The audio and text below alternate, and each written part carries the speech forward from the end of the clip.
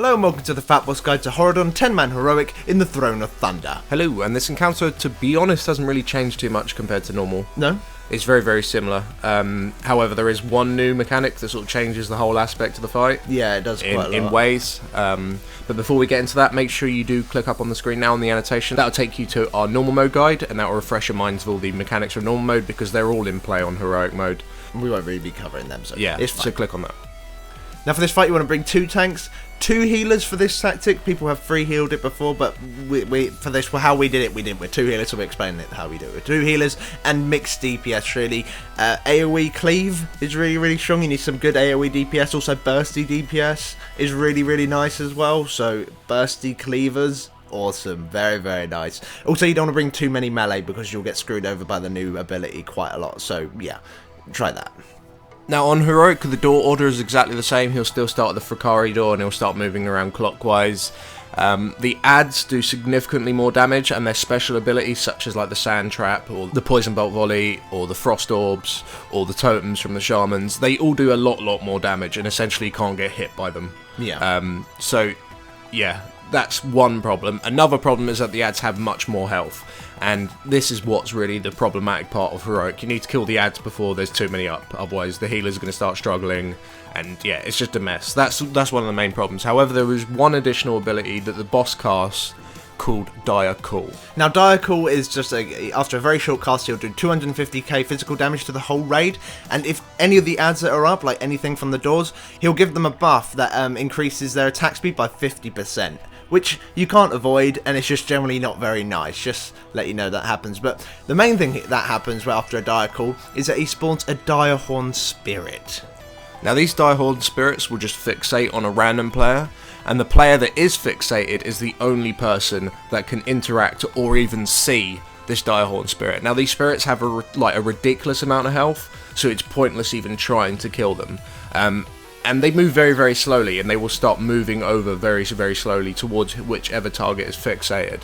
And if they reach that target, it'll essentially one-hit them. Yeah, it does hurt very, very much. Maybe if you're fully topped with a shield, you might be able to survive one hit off of them, but no, you can't do that. But you can knock them back every single time that you hit them with a spell or anything, or auto attack, or your pets, which is very nice for hunters or frost. Well, anyone with a pet, you can set your pet on it and it'll just constantly knock it back.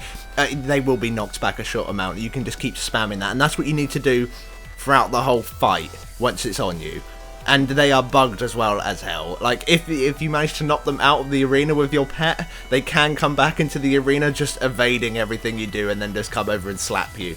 So they're a bit buggy, to say the least. Yeah. Now, when these do initially spawn, the first few will always prioritise the ranged DPS, and then it seems to prioritise the healers, and then it will prioritise the melee DPS, and they will never switch target. Once they're on you, unless you use things that completely reset your aggro, such as Vanish. Yeah. This will then cause it to then go and target someone else, and if this does happen, when it happened to us at least, the other person wasn't able to see it. So if you do have a mob on you, don't use any form of Feign Death or Vanish or anything like that, because yeah, it's just going to kill the other person. It does seem anyway to eventually go back to you, so if it is completely out of the raid and say you want it to vanish for a DPS cooldown or something, you might be able to get away with it. Just make sure it's nowhere near anyone else. It's literally really, really far away.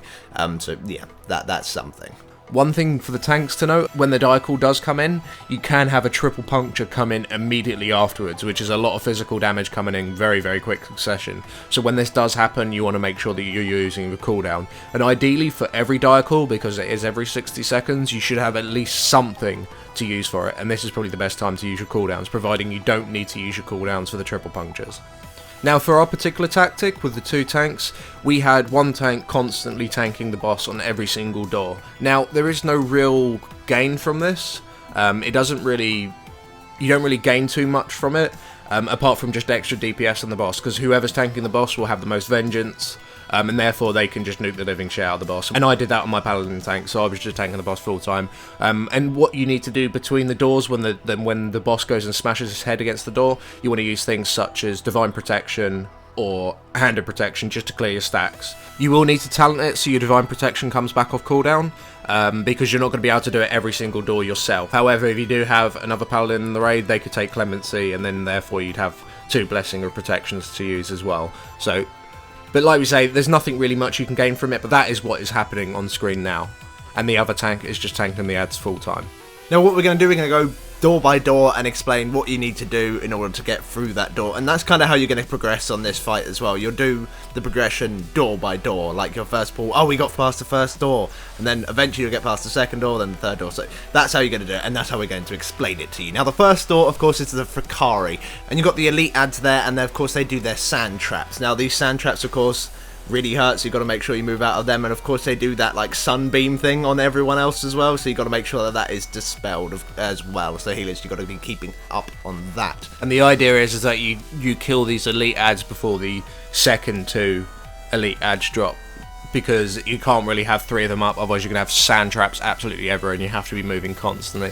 So it's just very, very important that they die very quickly, and it's also important that the stone gazers are interrupted, because if the stone gaze does go on the tank and the healer's already spam dispelling, the chances are they're not going to have dispel off cooldown or even the GCD to dispel the tank. So just make sure that is interrupted by at least 1 person in your raid. And essentially this door is a bit of a joke, it's not too difficult, you shouldn't have any problems with this door. Just make sure you kill the elite ads before anything else, make sure you cleave down everything, just chain lightning spam, all that bullshit.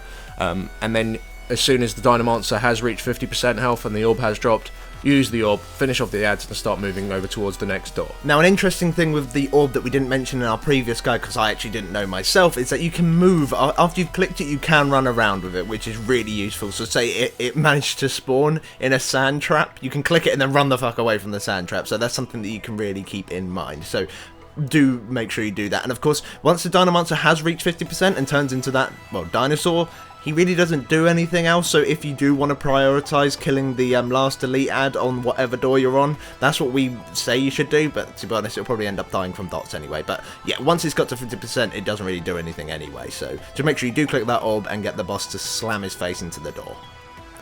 Now on the second door, this is where you'll have the Venom Priests, which do the Venom Bolt volley bullshit that does a load of poison dot damage to your raid. Now essentially none of these should go off. However, in a realistic world, a couple of them will go off, but that's not really too much of a problem. It doesn't do that much damage until it starts stacking up very, very high. And really, you want to try and kill the first Venom Priest, the first elite, before any effusions spawn. The effusions are probably the biggest problem on this door. Even though they only have about 1 million health, they have very little health. They die very, very quickly. It's just the puddle that they spawn. Because they move around a little bit erratically, people can get caught out by them, and it just requires movement, which is obviously a DPS loss. So you want to kill these Venom Priests, well, at least the first Venom Priest before the effusion spawns.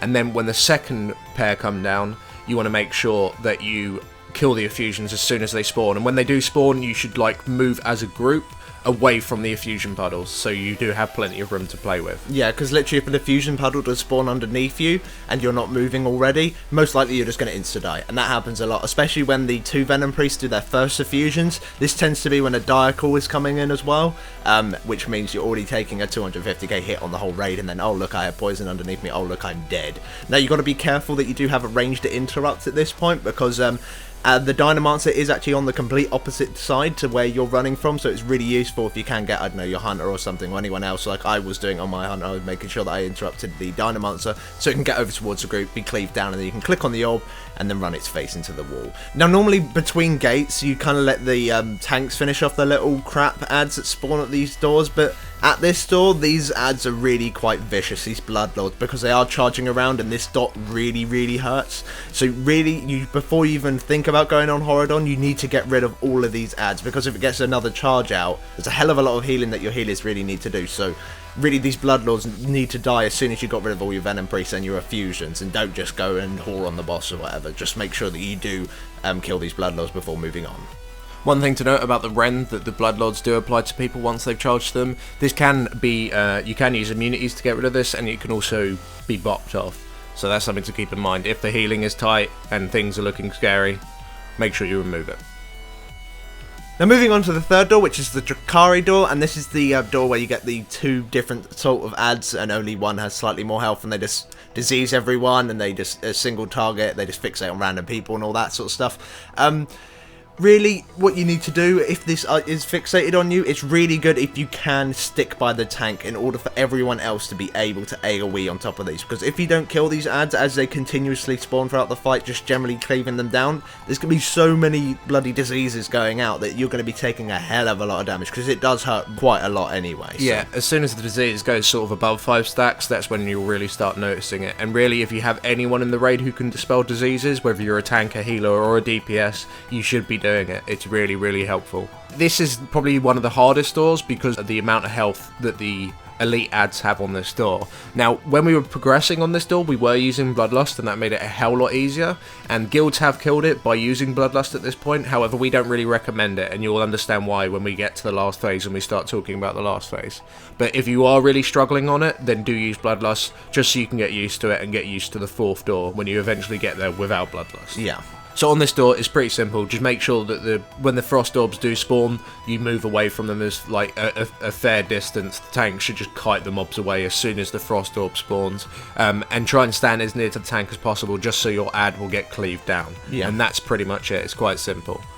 So once you have smashed the Dynamancer's ball into the blah blah blah blah 4th door now, which is a lovely door, which is the Omani door. Now this door is a little bit odd how you deal with the ads. Now on this door, the protectors, which are the small ads, they're really shit. You don't even need to worry about them. You don't even need to look at them. You could probably do the whole fight with one on every single person. They're just shit. Yeah, you don't even need to look at them. However, the flame casters, they need to be permanently interrupted. The flame bolt that they cast does a lot of damage. It does about 200k damage. So you really should make sure that these are permanently interrupted. However, as soon as they spawn, they will cast it immediately, which is a bit of a pain in the arse if you're positioned away from the door, because you'll need to get in range to interrupt and everything like that. It's just incredibly important that does happen. In terms of their melee hits, they don't hit that hard, so pretty much anyone can tank them. The tanks don't need to worry about picking them up too much. However, the war bears on this door, the cleave does significant damage. It's very, very, very important that the tanks do not tank it facing towards the raid. And really, you just want to look at killing the first elite before the next 2 elites spawn, and killing the shaman before the next 2 elites spawn, if you can, if your DPS is high enough. And when the pair of elites spawn just after the first elite has died, we have one tank 1, and the other tank the other. And the main reason we do this is because with Dire Call, the bears hit pretty fucking hard because they have the 50% attack speed buff. So this way the damage is split on both tanks rather than one tank taking both bears. And it also makes it easy for this tank to tank them nearer towards the raid, because if you have 2 bears on you, because of the way that mobs move and the hitboxes when they're near each other, they'll sort of try and move around the tank, which can make positioning for cleave a bit of a problem. And when you're actually tanking Horridon and the bear will constantly try and hit you in the back. He'll constantly keep trying to move around you. So as a tank, when you are tanking Horridon and the bear, you should constantly reposition yourself in such a way so that the bear is not hitting you in the back, and obviously that you're not positioning the boss to use his double swipe in the raid. And the DPS should look at focusing all the bears and the ads and everything that's on the other tank. As soon as that's dead, you should then try and kill the bear that's on the Horridon tank. Now, with killing the Chamois, of course, they do have their abilities still, such as Chain Lightning, but their Hex is awful. It's really, really bad, and it tends, like, for people who are, like, multi-dotting and stuff, like, people have, like, insta-died, and I'm not sure if that's intended or if they've just managed to muck it up, but either way, these curses are horrible. These curses are really, really bad. Everyone should be dispelling these, and if it is on you, don't think, oh, I'll just do a little bit of damage. No, just stop. Look away, don't do anything, because you will die really, really quickly, and just call out, I need a dispel. So mages or druids, anyone who can dispel this, make sure you do get on to dispelling this, because it is so important. Otherwise, yeah, you just need to focus down the chamois over the bears, so you want to kill first bear, then first chamois, then the second bear that's on the ad tank, then second chamois, and then kill the bear and the chamois that's on the which is on the Horridon tank. Now, once you have smashed Horridon's face into the wall for the last time, you then have 45 seconds until Jalak spawns, regardless of the boss's health. If you do manage to get him down to 30%, then Jalak will spawn instantly, but otherwise, it's unlikely you're going to be in that situation anyway. But Jalak will spawn 45 seconds after phase 2 has spawned. What we recommend is that you still smash his face as soon as you possibly can, because 45 seconds is more than enough time to clear up any remainder ads. At this point, you'll probably have one chamois and one bear and chamois left, as well as some little crap ads. So At that point, you need to just really, really quickly finish them all off and try and move Horridon as close to Jalak as you possibly can for where he spawns, so you can start DPSing him immediately, because you need to kill him incredibly quickly, and this is why we recommend you save Bloodlust for it. Now, Jalak's cry, obviously on normal mode, it isn't really a big deal. I mean, you can completely ignore Jalak and just DPS Horridon. However, in Heroic, if his cry goes off 4 times, because it does more and more damage every time he does it, if the 4th one goes off, or maybe the 5th one, it will one-shot you. So it's very, very important that you kill him before the 4th or the 5th one goes off. So therefore, that's why we use Bloodlust here. You can kill him without getting the 4th or 5th without Bloodlust. It's just with Bloodlust, you will do it every single time without fail, unless all your DPS are dead. So yeah, that's what you want to do, and nuke the living shit out of him. Now, one thing to note is that Horridon will still do his Dire Call at this point, and you will get a cry and a Dire Call within very quick succession, and this is where you want to use your healing cooldowns, and it's usually on Jalak's second cry. So as soon as he does his second cry, almost immediately afterwards you'll get a Dire Call, and people need to be topped up for it. So this is where you want to use your healing tide totems, your tranquilities, your barriers, whatever you got, pretty much. And it's just all about killing Jalak as soon as you possibly can, and then it's just dealing with the Horridon Enrage. At this point, tanks will start taking a ridiculous amount of damage. I mean, the boss hits fucking hard normal mode. In Heroic mode, it's even worse. You kind of have to have all tank cooldowns available for this point of the fight, otherwise you will die. You need to make sure that you have your Righteous Shields up, or your Blood Shields for the triple punctures, because it will just flat out kill you. So that's just the most important thing. Getting to this part of the fight, killing Jalak, and just making sure you have tank cooldowns up. Now, if both tanks do end up dying at this point, which is kind of likely, I mean, it has happened, the boss is still the boss. He'll still do his tail swipes, he'll still do his charges, so this does give you a lot of time to still DPS him down, because, you know, he is just doing all these other moves that slow him down and prevent him from doing things. So if both tanks do die, whole raid should just split up, just run. Go Chimeron on him, like proper, like, oh, okay, this has gone tits up. Just, you can still kill him, and we have done it with like 1 or 2 people still left. Another note for really going into this phase, really before Jalak even spawns, is with your Direhorn Spirit, because you pretty much will have one at this point. Try and get it as far away from you as you possibly can before Jalak spawns in that time that you have, so you can just focus all your time killing Jalak, because it's just really annoying. And to be honest, controlling your Direhorn Spirit really is quite a skill throughout the whole thing. Really, you don't want it interrupting you while you're at a door, so between doors you should try and knock it away as much as you possibly can, and before you basically have to do anything important, try and get it away as much as you possibly can as well. And really, that's kind of the fight. It gets a bit sketchy towards the end with the tank damage, and it's really, the way you progress on it is like by a door-by-door basis, as I said before. And you'll eventually work out exactly when everything comes in and how you need to deal with it, as like how your setup will deal with it and everything like that. But it's really just a learning curve, and it's really quite a good one, to be honest, considering it's the second boss. It's actually really quite challenging. So thanks for watching. If this guide helped you out, please do drop us a like. It helps us out significantly, and we'll see you for our next guide. Thank you for watching. Thanks for watching.